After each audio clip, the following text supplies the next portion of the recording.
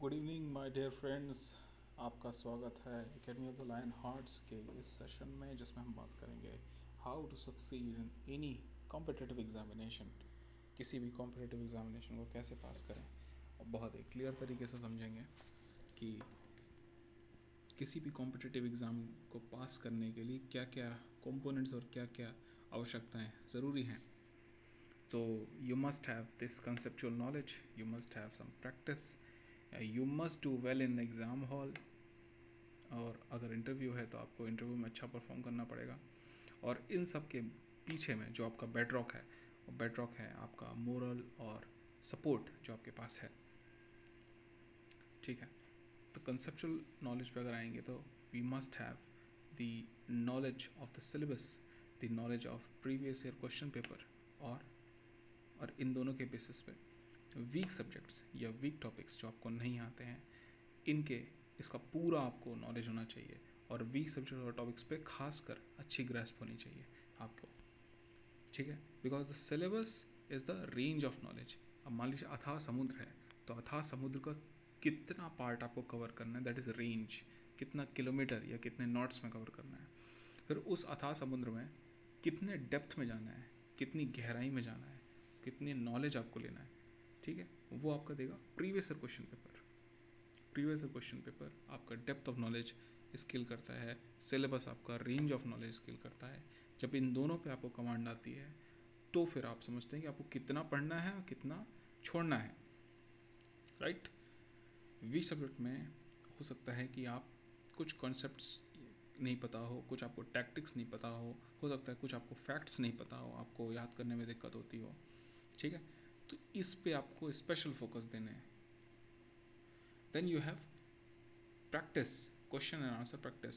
कैसे तरह के क्वेश्चन आते हैं, न्यूमेरिकल आ सकते हैं, थ्योरेटिकल आ सकते हैं, या कुछ ऐसा टिप्स एंड ट्रिक्स बेस्ड कुछ ऐसे क्वेश्चन आ सकते हैं जो आपको अगर वो ट्रिक पता है तो आप क्विकली सॉल्व कर लेंगे। राइट, तो आपको इन सब चीज़ों की प्रैक्टिस करनी पड़ेगी। न्यूमेरिकल में आपको कॉन्सेप्ट का एप्लीकेशन पूछा जाता है, थ्योरेटिकल में आपको फैक्ट या फिर कोई कंसेप्ट पूछा जाता है जो आपको क्लियर होना चाहिए। इससे आपको क्या है, पूरा नॉलेज होना चाहिए, तभी आप इसको पता कर पाएंगे। राइट, ये दोनों तो आ गए। उसके बाद आपको सिलेबस पूरा आपका आता है, आपने पूरा सिलेबस कवर किया है, पूरा आपने previous year question paper cover किया है, आपने जो आपकी कमज़ोरियाँ थी वो कवर करी हैं, आपने जो क्वेश्चन एंड आंसर है वो सारी कवर किए हैं। उसके बाद क्या है, उसके बाद आता है आपकी एग्ज़ाम हॉल में जो परफॉर्मेंस है। राइट, क्योंकि सारा पढ़ना तो बेकार है अनटिल अनलेस आप वहाँ पे परफॉर्म ना कर पाएँ।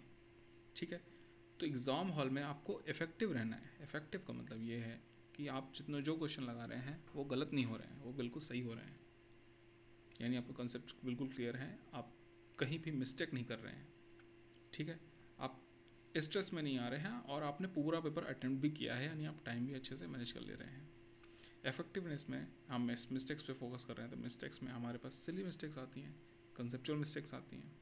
सिली मिस्टेक आप समझ ही रहे हैं, कुछ ऐसा आपने कर दिया जो बिल्कुल बकलोली में करना था, नहीं होना चाहिए था। कंसेप्चुअल मिस्टेक्स यानी lack of knowledge, lack of linkage of concept with the knowledge. ठीक है, इस कारण से मिस्टेक होती हैं।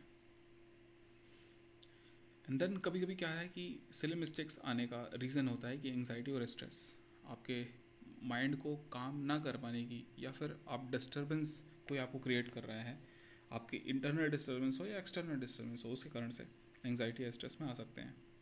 राइट, तो ये इस पर हमें काबू करना है, इन मिस्टेक्स को हमें मिनिमाइज़ करना है, then we will be effective. उसके बाद क्या है हमारा परफॉर्मेंस इन द इंटरव्यू। अगर इंटरव्यू है तो इंटरव्यू क्या चेक करता है, इंटरव्यू चेक करता है आपकी एम्प्लॉयबिलिटी, यानी कि उस कंपनी में, उस ऑर्गेनाइजेशन में जहाँ पे भी आपने अप्लाई किया है, आप उस ऑर्गेनाइजेशन के लिए एक एसेट की तरह रहेंगे या एक लायबिलिटी की तरह रहेंगे। ये डिसाइड करता है कि आप कैसा, इंटरव्यू में वो चेक किया जाता है। राइट, देन उसमें हमारी क्या चीज़ चेक होती हैं, आपकी प्रेजेंटेशन, आपका IQ और EQ, आपका प्रेजेंस ऑफ माइंड, आपकी सॉफ्ट स्किल्स, आपकी टेक्निकल स्किल्स, ये सारी चीज़ें चेक करने लायक। बेसिकली आप वहाँ पे जब उस पद को ग्रहण करेंगे तो आप सही हैं या नहीं हैं, आप उसके लायक हैं या नहीं हैं, ये जस्ट एक पर्सनैलिटी का चेकअप इसमें होता है। तो प्रेजेंटेशन में आपकी बॉडी लैंग्वेज, आप किस तरीके से बात करते हैं, आपके हाथ पैर ज़्यादा तो नहीं हिल रहे हैं, आप अग्रेसिव तो नहीं हैं। आप मानेंगे नहीं, 80% जो हमारा कम्युनिकेशन होता है ह्यूमन टू ह्यूमन, वो बॉडी लैंग्वेज के थ्रू होता है। आपकी आंखों से, आपके हाथ पैर से, आपके हाव भाव से, आपके शरीर के बैठने के तरीके से, राइट। दूसरा है कि आप ठीक से ग्रूमिंग है कि नहीं आपकी, आप ठीक चेहरा है आपका, बॉडी वगैरह सही से करके आए हैं नहीं, शर्ट वगैरह सही पहनी है, पैंट अच्छी है या नहीं है, जूते वगैरह सही से पॉलिश है या नहीं है, राइट। तो this is how you present your self. आपकी बॉडी, आपकी ग्रूमिंग, आपके एटिकेट्स, किस तरीके से आप बात करते हैं, वो सारी चीज़ें। देन उसी इंटरव्यू में चेक होता है कि आपका IQ और EQ कैसा है। IQ मीन्स इंटेलिजेंस कोशेंट, यानी कि बुद्धिमत्ता, बुद्धिमान आप हैं या नहीं, उसका एक अगर नंबर दिया जाए तो उसको IQ। और इमोशनल कोशेंट, यानी कि आप इमोशनली मैच्योर हैं या नहीं, उसका भी एक क्वेश्चन है। जो ये सारी चीज़ें आपसे क्वेश्चन करके इंटरव्यू में चेक करी जाएंगी। You can be checked for presence of mind, ठीक है, for your ability to handle pressure, आपकी मेंटल स्टेट ठीक है या नहीं, कैपेबिलिटी आपकी, इमोशनल स्टेट आपकी ठीक है या नहीं, इमोशनली आप मैच्योर हैं या नहीं, और आपके गुण, आपके अंदर पॉजिटिव स्किल्स क्या हैं, राइट। अनबायस्ड कंडक्ट आपका होना चाहिए, आपके अंदर इंटीग्रिटी होनी चाहिए। देन आपकी स्किल्स चेक हो सकती हैं, आप कोर स्किल्स यानी आपकी टेक्निकल स्किल्स जो आपने पढ़ाई के दौरान ली हैं, पढ़ करके हासिल कर अर्जित की। और दूसरी है सॉफ्ट स्किल्स। सॉफ्ट स्किल्स का मतलब है कि वो डायरेक्टली इन्वॉल्व तो नहीं थी, but human to human relationship में वो सारी स्किल्स काम आती हैं। जैसे कि क्या कहें, आपके अंदर टीम स्पिरिट है या नहीं, आप प्रॉब्लम को देख करके उस पर क्रिपिंग करते हैं, आप प्रॉब्लम को सॉल्व करते हैं, ठीक है। कम्युनिकेशन आपके अंदर है या नहीं है, आप दूसरे से बात कैसे करते हैं, बात कर भी पाते हैं या नहीं, ठीक है। नेगोशिएशन कैसे करते हैं, यानी कि आपको ऐसी पोजीशन में है जहां आप सामने वाले से इस तरीके से बात करें कि आप दोनों के लिए विन विन सिचुएशन ला सकें।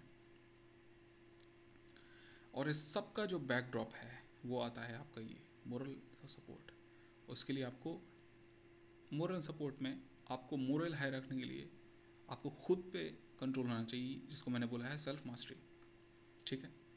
Then you must have some coaching और मेंटरशिप, कि आप अपने दोस्तों से मिलते हैं या कोई आपकी लाइन ऐसी कम्युनिटी है जो बिल्कुल आपके जैसे सोचते हैं, वो लोग, उनके बीच में आप जब रहते हैं तो उनकी बातों का, उनके साथ रहने का असर होता है। अच्छे लोगों की संगति ही रंगत लाती है, राइट। दूसरा है आपके रिसोर्सेज, जो जिनके बल पर आप उस लेवल पे पहुंचेंगे, उस एग्ज़ाम को पास करेंगे, आपके पास वो प्रॉपर रिसोर्सेज हैं या नहीं है, वो सारी चीज़ें एक फैक्टर हैं। और चौथा है कि अगर आप रेजिलियंस, वो रिसोर्सेज नहीं है और वो प्रॉब्लम नहीं, तो आपके अंदर रेजिलियंस है या नहीं, यानी एबिलिटी टू बाउंस बैक। कभी आपके लाइफ में कुछ नेगेटिव इम्पैक्ट हैं तो उनको आप कैसे झेलते हुए लेकर के आगे, मतलब उनको पार करते हुए बेहतर चले जाते हैं, दैट इज़ रेजिलियंस।